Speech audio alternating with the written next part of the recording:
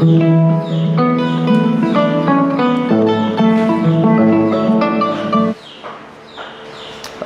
baraka bake atal men ka jif tanks tv jibe wa ay tara wato do sainte nga fele mutanan kana kibaro di alla bi kibaro mi yalon ko wala findita kibar kaytol bala comme bi al yalla nyamen bi mo talata lungal di april karo tili mois fele mutana on jif tanks tv alnal badi male ibrahima jara ala baraka bake atal men kana programme jibe kal wakeli ndi alkalina programme jibe anim fana alkali saya fana bake o nyama bi kibar kaytol inimbe wulta ko dabo adiya mutalde ayitande ko pour ka UDP ko woni duro ko wala sirama fengo ko wol suti andi nyolo mo fendet mi yalan ko politiko wala bo ko ma standard newspaper wala o safe kibarol to fana album wen ako pour ka namo murundi mano da kam banko nyin kan amo fendet mi yalan ka be kala menti wala fanga be ko kenya nyin aba jawen la bake kabri waro mi yalan ko mo jamal be banko kan imam kontan bake ka fo namo mi yalan ko wala ndi mano kan amo fendet mi yalan ko fan kabri ya bondi sende nyanda ka murud la bari mano da be kolari bake album moy la kibarol to fana album moy la Gambia Press Union mi yalan ko wala jonni sol la kafu bade e mom wolti mi yalan ko ya ko bay bake anon fana bi nyaaku ya ko nyina boyin kamo mi yalan ko ye wala ke foroya ñu ci fala kibar talale man kontane ak ko nyina album moy la kibarol da fana album moy la Gambia la man sakunda ye senendroke dalasi wuli keme fula dollar ko mi yalon ko fay ko legal fee wala non jisu nyabro ngo yemen di modo la men be do ko ke ka ministry bunda do men ka jiberoke ministry bunda men ka jiberoke tilingo la karola amo fenne mi yalon ko fang ay senen ndro ke o fannal album moy la kibaro de programme of don album moy la molulu bije mi yalon ko wol mo sanyan ko le ye wol bula belo kan album fana moy la programme do fana album moy la NIA 9 la case mi yalon ko wala be keri justice kumba silla kamara e kay yitandiro ke ka fo NIA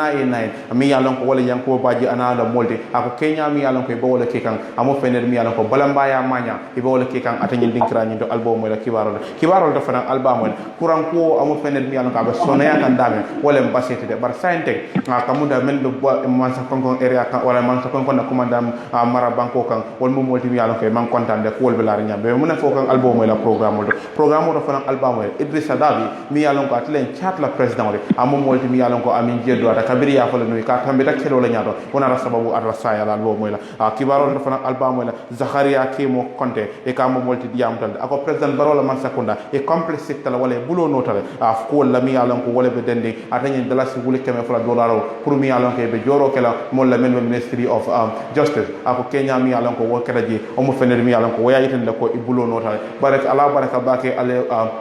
programme woni alka jibe nyame ko nyama kadunga le kibarol kono mi yalon ko ngol le sor mba commence la dame wala LRT mi yalon ko wala man sa konkon na tundoji ni kande dame yalon ko fang iba fo kan ne ko kuran ko amu fener mi yalon ko mol membo ma fang la ay combake ba kibata la baba hedra di nga soro a ngadu ni programme kono kanyini ka kuran ko be laari ko ma fang la nyaadi ani mol men bo ma fang la ay batandi nyame nim baba hedra yalla telephone ta ron ngadu ni programme kono hello baba be live Give Thanks TV abaraka ka fran fi programme ro nyame. Yes, thank you, General. Good. Akamunda baba kuranko me mo fenne mi yalon ko ci barol men soto ke ko mol men be man sa kon na tundo ni kam memo LRL fi ay batandi bake afonye kuranko yo mol batandi nyaali. Absolutely, Jara Abraka Bajo. Thank you very much. Was kana me yalon ko right now kurango ni abe mol batandi kende ke. Was nanga muta community plus abo ko le but right now bina 10 days le woni kan kurango ni ko han kurang fawta keri fam wala fisara fam min ben tol bulu jang right now so akam da kurango nyin ayala madala kada jumping light le wala buka sabati nana tan ndoro jeni jaayta fo mu toñal olon pro abuka sabat 5 minutes I off 1 minute I on so exactly right now for abetinaro dika mola la kende ke fam so almost 5 days every good 5 days right now glass of mandra wo kan kurango bukata ngoro bukana mo jamal bi ni ngin sifa be keri akamonde ka silandal soto le ka fa kela jorangol tinyale fo complain sifal sutati mal abu salu no ko o be keri ni fam o be keri ni mo la ko be tinya kan ne kende ke fam so sainten galaso da mu jellati elara sainten ma ke soma kata o ma fo la ni la fa galas dinkelin sa ne ka sanjila galaso right now mo ka 25 30 Jalo? And otumo 25 lem 30 otumo ka wab jam 10 dollars 10 but sai kurango lem sabat baliyate sai glass dingo fle 25 lem 30 dollars Okay, minna ka jawla ko warandi de mandi to ne ajube kurango be dolla side ulta bukata dolla side ulta ka futi nka tumirol mem moy wala modol be je men yalon ko wala be o ma fonle kan avec la do kulal jo ko do la pour yena ka fenne ke la mita kono ni o ke don kurango bukata fo mo fenne de mi yala sabati la to nyala wadi ba o ko wala den do fra men ne ki ni ga kam bagen ko la fra ya ida ni mo lo na dra mita le program so ita fo ko mita le ni program si pala be ke ko ni dol je mi yalon ko mi se bi ni fondo to so kana ka fenne ku la mita ni to so den ida kurango bukata wasni mo kula sababe kacata wol ko ko tolle 700 la jola ne tolle mi takay so lolta bukata 24 hours lolta bukata so an major bi ne ajube jama be dame ne ajube 1000 people mi alon ko no almost so nadra wala be keri ya fo mo le ko everybody is 700 jo ena ila mi ta organize so mo le muranya man be nyame. So away from that, na bota wala for mol men yalan ko wala ka galaso sango ma wala galaso afo ko ma fo njina kuro nyin na soto baliya yi ay batandi nyaadi de natra non ko yi nyin kala. Pardon, I don't get you line and clear. Ne moy? Alors, iko men yalan ko wala be o ma fo le men ka galaso afo ko kuro la soto baliya wala batandi nyaadi. Alors, ay tora bagale bo nyaaju ya kunni ke jaba be jane fam to ku te bulu ube galu kam men fo le mo soto ulbebe siri ni sonkoro la tina ni gas wa ko ni furango ni wala fana kala gimba bal ndo de kat manu ko wala ko kabri sonkoro lo tan bite wala fele bebe siri ni mantra pen ni mantra do kula pe mantra soto kan so absolutely madam great time for ma understand you so sende na bot fo nyim kurango ku bata ko mi yalon ko wala law ma aya la tundo be le kam bam fo sate wala jemen yalon ko kurang ko wala batande sente ko nka men fo wala sate le be je kuram ko e men batande bam fo tundo be ay bu je be la batande LRR be tundo belam LRR belam ka sat jara soma right now ka sat jara soma kana fo jara mbere jam kata japire ngol jara sendral ni LRR jang right now abe be kumbo ka ning kuran system wala bo sala ni sabati baliya ko ay ta fa wala tijada ko abe tiaro di kam mon right now to ni ajube molla prison be tiyata ne kende ke fo molla tomol me alon ko fo be flow kan kata kurawula ni open on me. Right now, I clear the mula absolutely. Can make a family. So na bota wala na bota atanyi bota galaso mi alon ko wala kana fo ka mol sile ba bayri ya fole aka santan saballa wala mo wani dul fa ka mol sile go galaso men kana nam fa ka mol sile ba bayri ya fole ka sam wani dul wala tan saba fa ka mol sile I'm sorry, mom, I don't get what you nka men fo wala galaso mi alon ko wala kana fa ka mol sile ba yes aka mol sile so bari ka wafi dame na mo jamal bije buka sanno fe ka sanno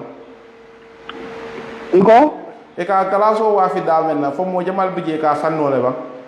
ka san galaso hello gala I don't get you learn killer don't know ko ni mel wala mam peda pa nka men fo wala ka fole ko galaso men kana nan fo aka mol sile ba anatra okay galaso men kana dol ka bon Senegal right na fo aka bon Senegal la kana ja okay right na fo dol ka bon ko mole kana ja so a depend on mel alon ko fo mel ta sanno fo sa sanno 35 so a depend on am plan so da na ga jara abaraka bake baba thank you very much abaraka thank you very much Ibrahim abaraka bake mbediya maka wole baba haydra mi alon babe dami wala mu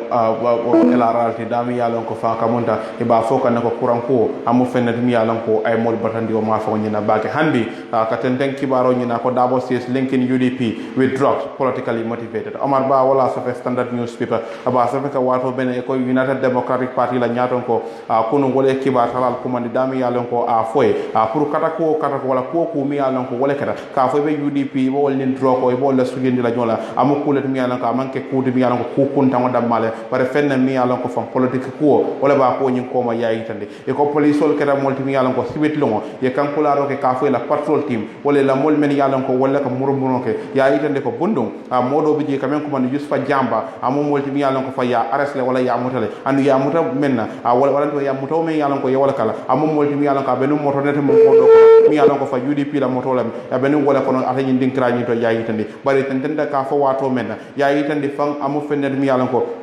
police wol ya fole e ko driver men beno UDP la nyim moto borondi kan amom wolti mi alon ko aman son ka lo checkpoint o nyindo and wala fona ta sabo police wol ko na ta bayndi ya yitandi par kabirim bayndi ro nyin keta amom wolti mi alon ko police wol kana da mantoro ay walle la moto kan ya yitandi o be nyama fa UDP ay ko mom wolti mi alon ko fan kabiri nyin ko nyin keta e fone statement bondile wala kuma kan o bondile ka fonyo seniyandi ka fo amo fenne mi alon ko wato me yalon ko nyi accident o be kala wala nyin ko nyin be kala amo fenne mi yalon ko fayta la moto ya samba fita la ya pura ya dada and wonyama fa moto nyimbe membul wo tembo nyina o manke UDP dindi a UDP ya yitande bari kabe diamu ka kiwa talale wato menna membe denni nyim ko nyina Ousainou Darboe e kamo molti mi yalon ko ayil ne kay kulodol soro mi yalon ko yewol faaye ka faaye ko de modol bala parti kono men mu kunton kolle mu woltije e mo molti mi yalon ko be fero tabika wol kamale pour que bulo non di ayitande ako nyimo fenel mi yalon ko mbafola atal kibar talale ka foy ko kardantanu commando men tara fo kare saba commando ndemo molti mi yalon ko ye kullodo bi mi yalon ko ya dantenya da mi yalon ko ya fonye ko Mamadou Sabali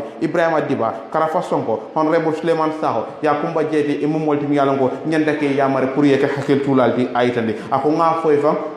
ya fo nyele pour nga foy ko wato bela ni bela motol londira dame e sike molti mi yalon ko la motol ni ba londira dame a sike fendi mi yalon ko si hakilo to wato bayri ferol lebe taveri ka fo ko la motol be kula kala je même batina le bulobe nola e ba jala luwa bulobe futani no be nyamen aytande e ko nyama fan dabo tin na ka fo wato men ako sabale a saho ani yakumba jete wol mom molti mi yalon ko be wol taget kane wala be bayndi kane pour be dendi no la nyamen aytande anu ferol bije a pour ka je fan ko be nyim mol dendi la nyamen ka je ko te kumala mol nya ko to ko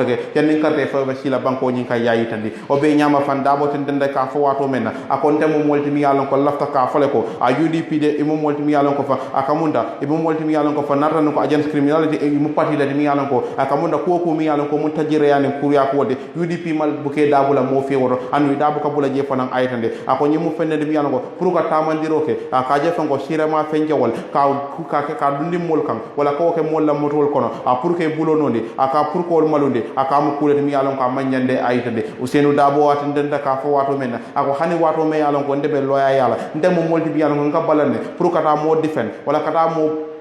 moto yala kiti moto momi yalon ka dunda sirama kula kunto aytande ako nyama fa nyimu fenen mi yalon ko ngabalang ako jinal an wo be me yitande wala balam baya ka me yitande ko sirama fa la jawya mol la kunke mol sirama fa la jawya aka mella mol kan aytande ako nyama fa amu fenen mi yalon ko someone muy motara ayente la motota atara ko mamba ko nyin kalama akata moti mi yalon ko adini UDP motota a findita pour ka je fanan ko we na mari na mantoro soro pour ko kota ko la UDP kan abu kulen mi yalon ko ku kuntangolen anda manyam fanan Darboe ya yitande o be nyama fan amu fenne mi yalon ko ako nyim moto mi yalon ko fan abe nyinin karo kono amu fenne mi yalon ko tele ya samba gara sotul anu ya samba le pour ka maintenant wala ka moto nyin sen kanji deda ayitande ako nyama fan amu way me yitande wala moto nyinde amantara UDP la Maroko to bar fita mi yalon ko moto di wala abe wala Maroko to Darboe ya yitande ako nyama fan amu fenne mi yalon ko atani moto nyin amu fenne mi yalon ko fa amantara tel Maroko to anda amantara lorentel frère di grado nakra nungo abe men Maroko o mari ya fentindi o mo fenel mi yalon kay manya ka UDP jale wala aytade ako it was totally under the control of the mechanic moto nyinde abe dum men Maroko wala fita nyindi aytande o nyama fan ako nyin karante sunu balti anda en niya fanan kuya bake kalon ko de motoji amu fenel mi yalon ko fa yaadi électricien o mena wala askeno yaadi électricien o mena walni motoji findita aytande ako nyama fa pour que UDP jala wala momo mantra ka manya ka UDP jala wala ka fo wal me hakilo do tubabol kam ko man negligence la aytande da bo tan ka fo wato mena ako the whole thing was a strategy nyimbe mu ferol mi yalon ko ya tabile pour ka je ko UDP e be la parti ni be tonon di la nyamen aytande ako nyama fa ferole bar nyimo fenel mi yalon ko I am not sure whether the vehicle can be used as an exhibit mamira ko nyimo moto mi yalon ko yewole isa keno sede jaroti aytande ako nyama fa nyimu fenne dum yalla ko nana nyama sifa ja dami yalla ko kiti modo e kam moto ta pour ko ga sede jaroti aytande ako nyama fa amu fenne dum yalla ko hani man ta kundala motol ni e nyamo muta wol kono aka munta me nyamo muta membul e ko mari da samba kiti modo anum fa nyamo ni ko la ga sede jaroti para buka ke moto ti aytande o be nyama fa amu fenne dum yalla ko ako aytande ko a reasonable question mo nyande ka nyini karo ka andu nyande ka kumo kum fa woldo a nyimu fenne dum yalla ko fa nyamo ni ya imply brantle wala ya kenye moto kono le aytande ako yi lafta menna wala ka UDP to tinya dabo ya aytande ako this is political ni nyamo mi yalon ko koy wala tarante la moto kono amo fenen mi yalon ko politique ko len aytande ako we have seen whatever UDP executive na menje wala wat li UDP la executive wala la kunnon kol kera molti mi yalon ko ye mantoro soro wala dabo la ku kono nka jele fam police station to nka UNPP la alfal wala la kunu kumbali keje police station to le dabo ya aytande ako nyama fam amo fenen mi yalon ko ay kay tumiroke ka fo Musa Suso mi yalon ko wala deputy governor of West Coast region amo molti mi yalon ko atara no police station to le membe den ni ko nyina aytande ako he was there amo molti mi yalon ko abenu jele anu fa amo ata balano la ko nyina aytande ako nyama fam amo fenen mi yalon ko mune ba sabula mo memu governor no malam ko memu deputy governor mune ba sila nyin la nyin to aytande ako he is not be seen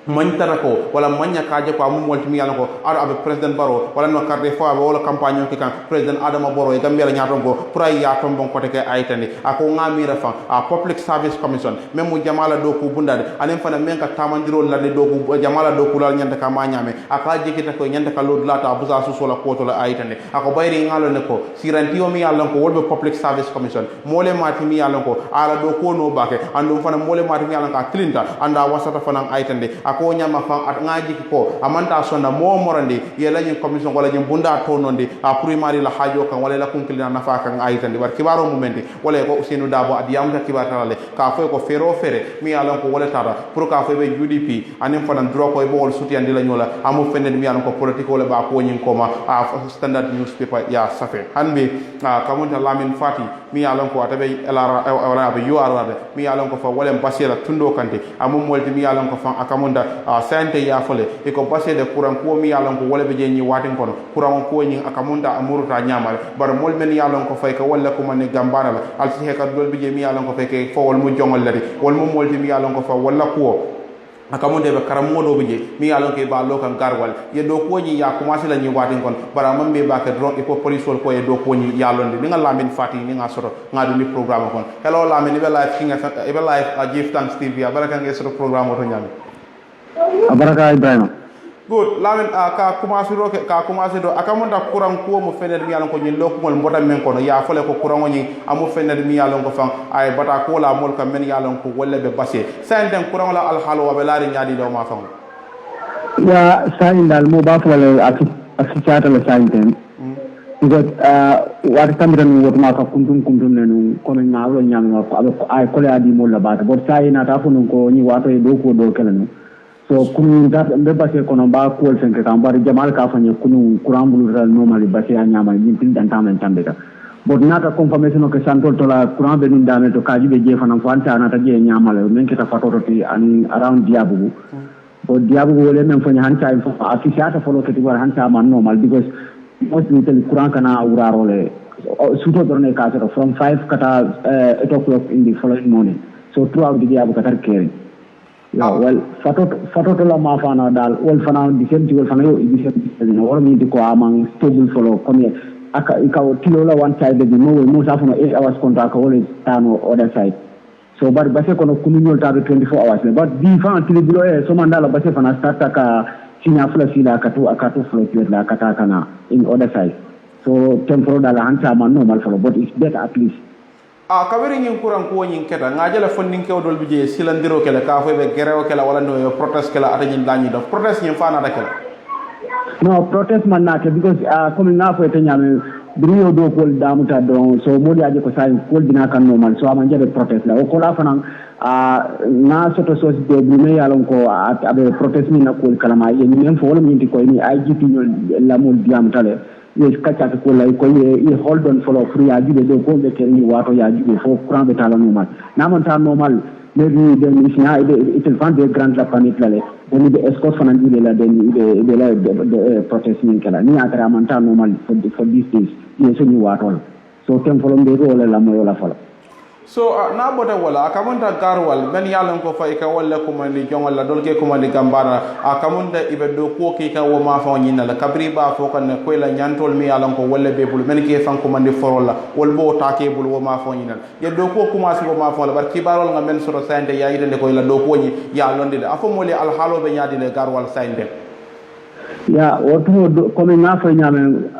foundation ni bala la wato mena lumen wolum te fama beto foundation la dato le pour kata jibe ko be la ringe nyame ni service security but wo kola kibaro na so ka fo ko ya stop so barbiri ko ye do ko ni stop follow so bari ki ko ni be kiti bunto so police ko ye ko ni stop bari anta ni mol gambana ko be insistre ne ko ita stop la ni ba stop la ila tale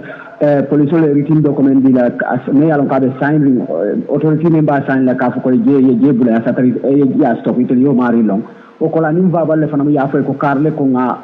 yo order di fry ale do ko ni stop iko ni ma o ke ta stop la so police katara je wo wato katar do ko la je dal ko ni man tanga but araba luna finally police na je with heavy security because pick up fan saba fandina moto la ina je o so mandala 7 o'clock ye gulani be buta wolu before ni be sorra do ko la pour mo kana do ko ke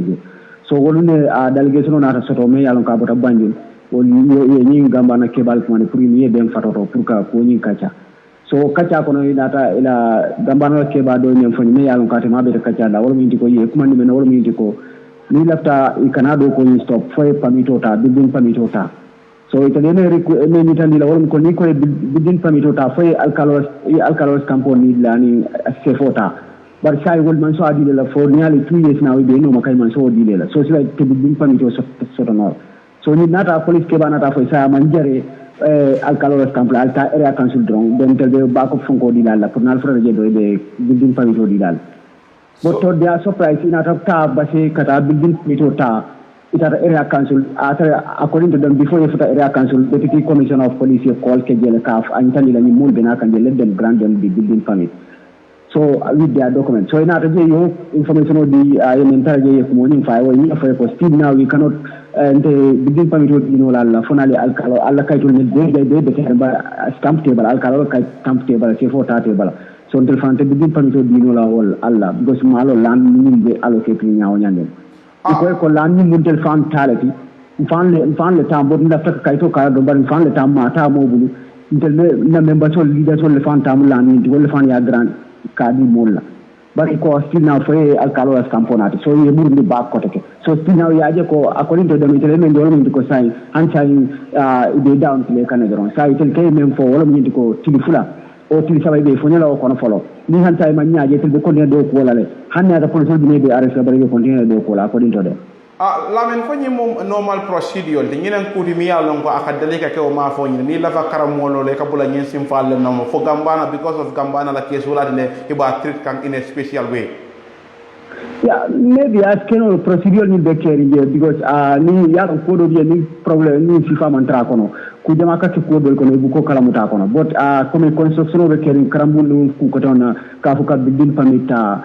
nte dal ma mene maaje dal maybe avec procedure kono bare te malo nje wo nyam ni ne kono ngalo ka fu ko be je ni ngalo ko karamul do lotale jamen do lotale wo si fa man tama je fana kembe danke nari wala but malo ni do la ni malo mune ba ko ma da so akamunda ben yalan ko walla be gambana men be karam mo loka ital ba fo kan ko narre mam pamito ni mo soro akamunda be tenten la do ko wala ko di ha ital ko sa because yela effort trial ko be ke sai mo man keno sa ni ma bigin pamito soro hanni mo soro sai wote tel president pour ka do ko ke ina continue do ko la ni be do ko la jendo na dia da police le na ye arrest ado hanni police na ti arrest ite kele kele ite mo bunna be rete fo fan kala ni na ye arrest la ti sambala dawda ye samba je because ite la jela right la ite ya kata sila corridor so silang isi men kana do fo jano silo le fo karambu silo le because o mo hadama dino nyanto do le so ni ma pare ya lo kai bigin pamito ya kata silo be ray ma sotono so sila ite be continue do ko la ila keba men fo ni men kata manku sangaret ni na fo ni nala interview ko mol hakilo bulande mune fo ngay gambanan kol triga wala mune ya sabu fang ikata multimi yalon ko fang ikobe karam holo ka wodlando anen jamo ya comme last time ni el diamola nga fa ni comme ye même fo wala mu yidi ko lu mene be ni ro jano ni bere fo la tata je ni ni ka mun mu ri noti ibe fan sin jano la because jano be tate ko na jamen tansile dara wol damman kon comme bila sate la waro kamala o jano siata wala nyama but sai han sate fana laftal fan sun talo ko da ko ha da lo mi ya so because ya feel ko man safe o jano del kono because jano ni kono ila molu wati kati attack la because ni don tano mo munati mo mo yaron ko ni tum gambana ti suti ta jele ibuka lati even salo ka woni ni jamen kono o ka wadano ke o even ka lo nyaata saporo comme ila ne diam ngal ya fani mame interview comme ni bu ko son wala so we akendi ko silang itel dum fanande terno fonko kono lodi tiol mi fananti katar sirgo nyaay katti ko be ni ko ko be men foton itel ni tuli itel ko mala so itel dum fanan ito ke no so ni ata ni itel de chef la dan wala mo auto sai fansi jamu lo e taraje ka salje ye fansi karambu yele tela di min karandije pari ya ni tan ko kan itel tayele ni dol na taje tel man itel bayle te so fena mo mo na itel jabe be kanyan comme la tan ni ya fanu nyana ila interview ni ne fani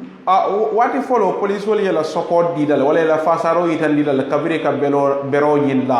fo yalo ne mune sababu dañi yuton yina wala police wala ñew lod la fali ko mi yalon ko wala ke pour ka fo yela do ko wala ne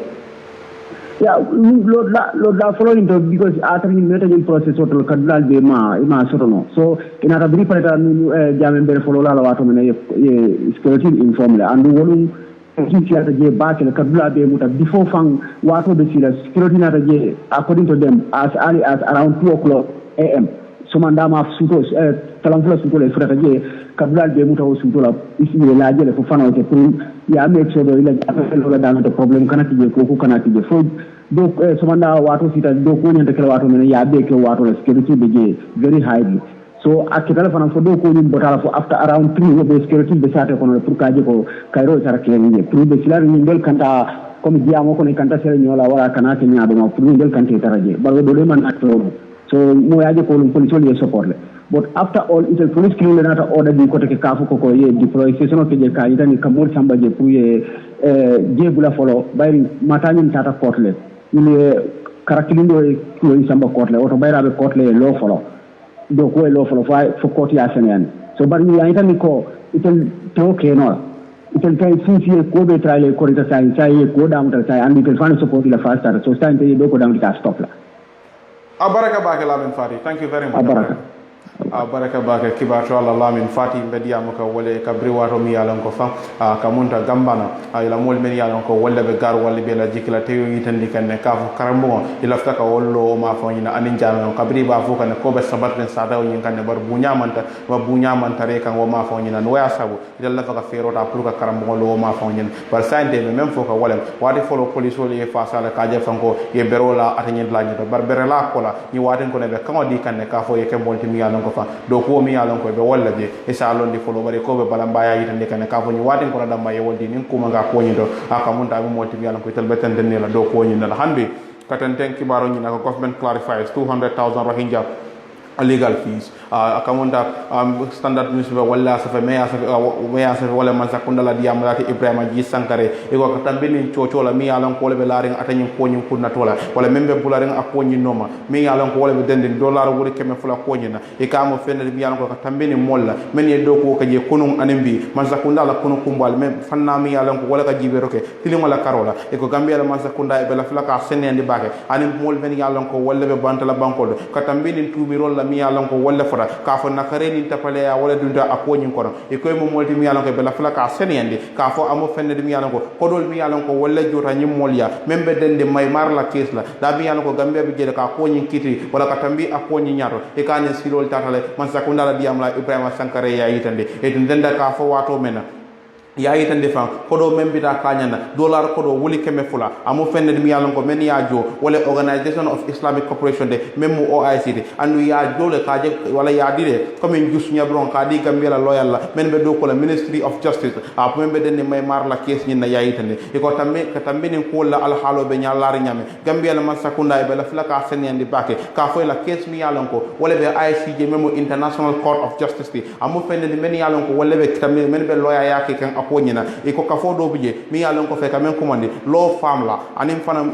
law firm do la mi yalon ko be America banko nyina kan anin Gambia loyal men ka do ko Ministry of Justice a walla multi mi yalon ko walla kafuta nyoma a pour ka je fanko ka tan banko memo may marti dol ka commande bomala pour que samba kiti bonto yayi tande e ko budget estimate ana fulo landita akonyin kunna tolal and wona fulo nyinda fora jele ko nyi Gambia la loyal men be do ko Ministry of Justice wol be jusunya bron soto la yayi tande baro be nyama fa loya ka fo e men benta America banko ga pour wol fana ye dabula ko nyi da pour ga kitindiroke wala kanyi mol samba kiti wala men yalan ko wolle be boma o fana mu fennede mi yalan ko akata je yayitade iko kata minen ko wala al halo be laare nyame anin deta ko wol mi yalan ko wolle be je amo fennede mi yalan ko ika nyantale anda sikeno anin luwal mam fo nyoko pour ka je fanko nyi kesifa nyum mol si jusu nyabran soto yayitade o nyama fang gambia la man sakunda iko tambita akoni nyatole akake moltimi anga katambini attorney general ani minister of justice ani pour anala timo be pour ka nyimona fama sore memo just nyabro nyindi yayi tane iko infag this is the first ever honorarium pay to the ga nyimona signa folori ani jori sifa pour ay ka fendi mi yalon ko abe kela membe dendi luwala karola ka di atany mol nyina kabri wato mi yalon ko nyin kes nyin commencé da october karo kono 2019 sango yayi tane e denda ka fo wato menna yayi tandiro ke ka fo amo fennede mi yalon ko ni ajibe fa katambini notification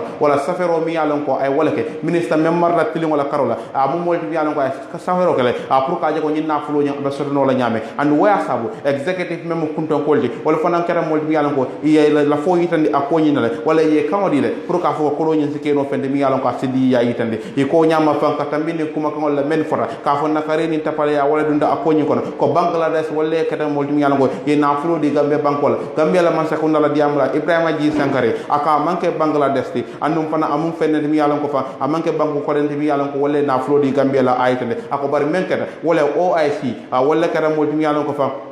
wala account yele a konyina anu pour ka je ko legal fee nyi abe joro kenen nyame ande ko nyi contribution mi yalon ko kabri baake ka memo bangladesh te kabri baake ka akara ni nyalla nyami yalon ka ne sidol bam fo nyoko ye ko do nyi ya dundi OIC le to anu OIC wala fo na reke multi mi yalon ko do nyi ina ra laban ka dundi dame wala ka adi atanye molla pour ya ka jusunya bronte ya yitande bar hanbi a ko nyi a totobe warare baake kabri modol bije mi yalon ko fa wala safero kelde e man kontan baake ko be laari nyaade abe kono Zakaria kemo konte ay safero kelde ta fanan adiyamuta ako nyinnale ako gambia la man sakunda e complexe tal wala bulo notale nyin dara ci wule keme fula dorar ko de kola kabri wato mi yalon ko fayte bo ko man kan jusu nyabura wala yayi tande Zakaria ke mo konde aba safeke wato men ako president Adama Barrow la administration wala la man sakunda e complexe tal wala bulo notale nyin dara ci wule keme fula jusu nyabura ko mi yalon ko e be wala foka me wanyarta ay tande ako ni ajibe fa maymar mi yalon ko wala mbomade e la military anim fana modol men yalon ko dina ko tengol be wala bul ye tajiriya mi yalon ko ye wala landi atani molka men mu rohingya muslimol de and wol fongman siya bage aka mu fenet mi yalon ko sembo warta anda ko tembo nyina amu kulel mi yalon ko dunia be a jibele anda ko mo jamal fanan kamfa aytande ako ni ajibe fan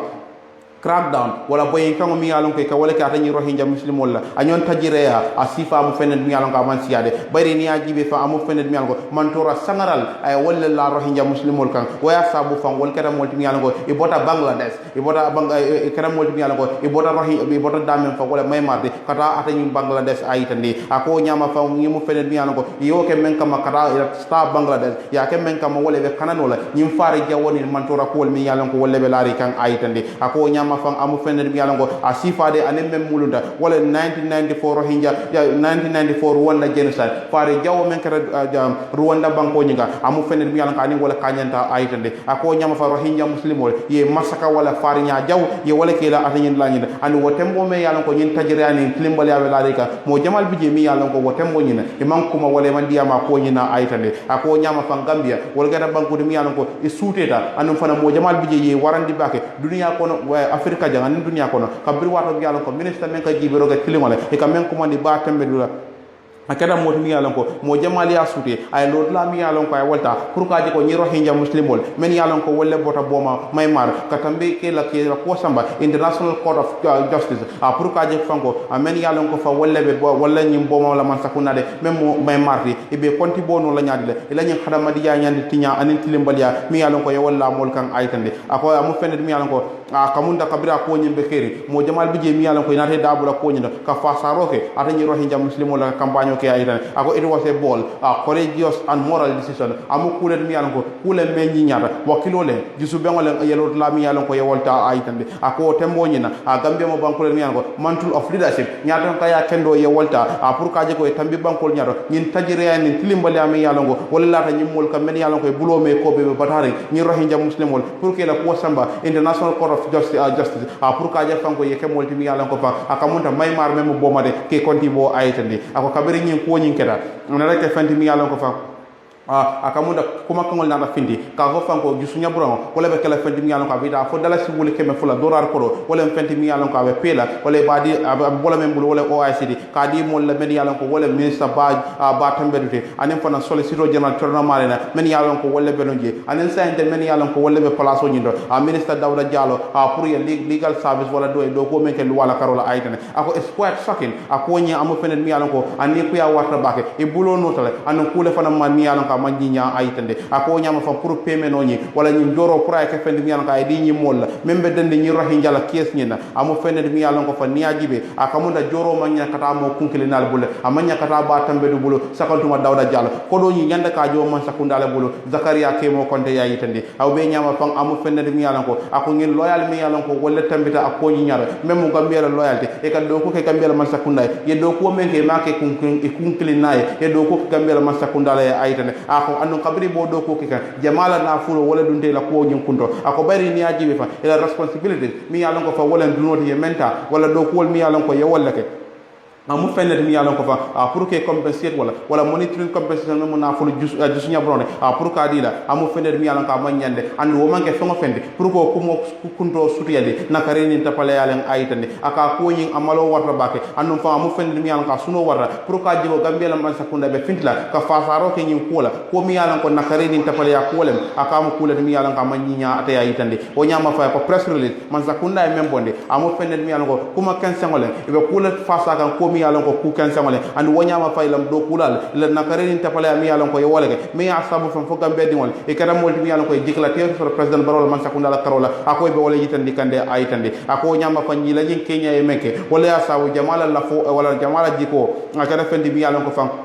talata president wala karola anum fana banko nyi ila international reputation mi yalon ko fa wala be den banko la kola ay nim bantala banko tema amu fen wala bantala banko do be gambe jibe la nyamen ako fana tan nyi yalla de aytende ako nyama fa we cannot let our public official get away ndet sunna na mol kany tilimbole wala kunori wala kemole ina kata wo nyama andu na man sakunda nkeje e ka finde kawol fasa Zakaria Kemo Konte ya yitende bar kibaro mu mende wala Zakaria Kemo Konte ya yitende roke ka ko president barola man sakunda e bulo notalde dollar ko do wuli keme fula koñi akoy mo fenede mi yalan ko e bulo nota wo koñi nale yayi tande o be nyama ton hanbi dron kamunda ngata standard newspaper kotake dami yalan ko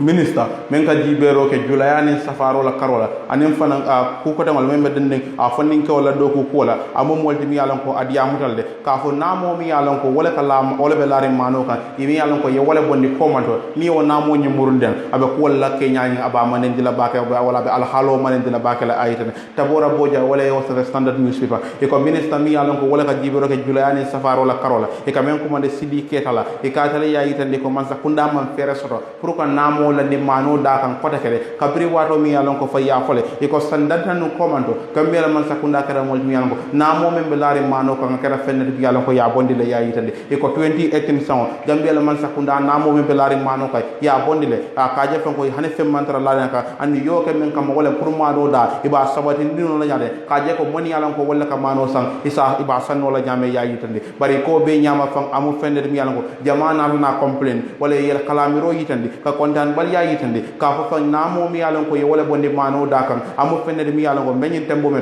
nyanda ka burundina ne bari akam da man nafa soto ya yitande bari ka be diam la kiba kala lay wato mena kunu ya yitande e ko minister Sidi Kinte amu molti mi yalon ko ay dandar la ke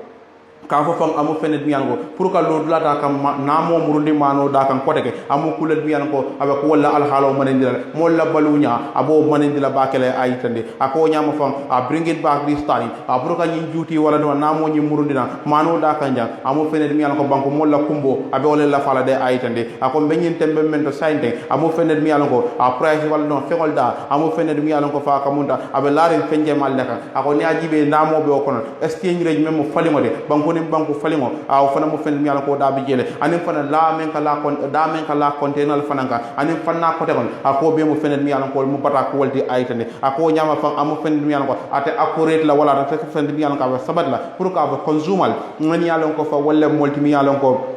wala ka sandro ke pour ka fugo mantara ke muna fan namola mi yalon ko fa wala be lari mano kan and wayanda sababu le ya daburuka ako mu kulel mi yalon ko wata nyi nyala de ayitande ako nyama fan amu fenede mi yalon ko sante ngaskeno mo jamal bije wala jiko mu mendi wala mano mu fenede mi yalon ke ba dala la menna wala mo sa fa idalla fa ka daka mendi wala mu darasi wuli kilinti ayitande wala ay tar darasi wuli kiliye dumala ayitande ako ba jimu fenede mi yalon ko mano bu ga sandin darasola aka sandin dollar ko le même america ko do nyinde and wanyama fa inflation fe wala da selo fana mu fenede mi yalon ko aba banko la fanko nya aba badan nikam bake ayitande wanyama fan aka mu fenede mi yalon ko man zakunda ya fahamle wala ya ko nyi sulal e mo la constant wala na sulo be meyi tan ga membe dending atanyin anti tax la wala namo mi yalon ko ye wala bondi mano ka pour ka fo ya murundi je akamu kulel mi yalon ko bota kala mal bar ni wokera sandir la be o batandi la bake ayitande bari ka tunden da ka fo wato men ako man sakunda fana ye korosiro kelde kene ba mi yalon ko wolbe fengol dato men yalon ko wolle be gambia en senegal tema ako kene ba be jelde ayitande ako ni be taman sero kala mo fi ndula nyin tileji karola ja edna banko do mi yalon ko wala senegal de ni woto jibe akamu fenne mi yalon ko fa kamunda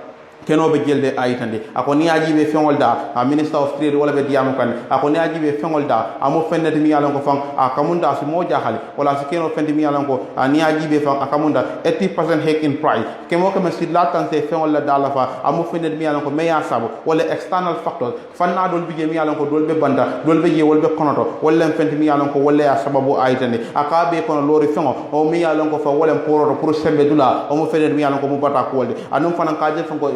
kuma kangol men na ka ko ni be dabula la mane julayaro pour toñi yanta ka safele akol be mu bata daldi ayitande o be nyama fa minister sidi keta tan denda ka fo wato men ako bansa kunda wol betendal ka liberal market marché yela marché mi yalon ko mol bebe dabula lo marché nyinato anda mo fenne mi yalon ko fa kamunda man sakunda de kandila ka fo momo yela fengo fe wafi nyin daw dal ako mo fenne mi yalon ko man sakunda man taw kala ayitande ako bar ni ajibe fana amo fenne mi yalon ko fa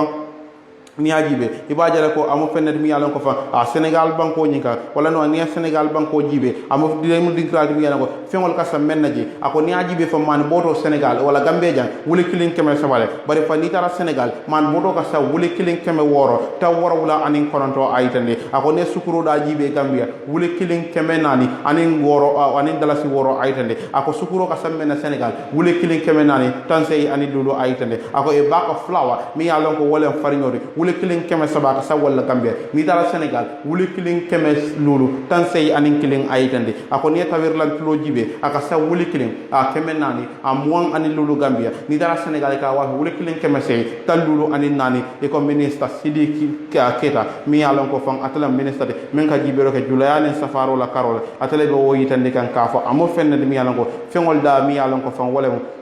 ni e fengol da ye akara fenti mi yalon ko fa ni e kamunda namo e mella mano ka ni a bondi je kotake amu fenne mi yalon ko fa wala ni e da mi yalon ko membe dende namo la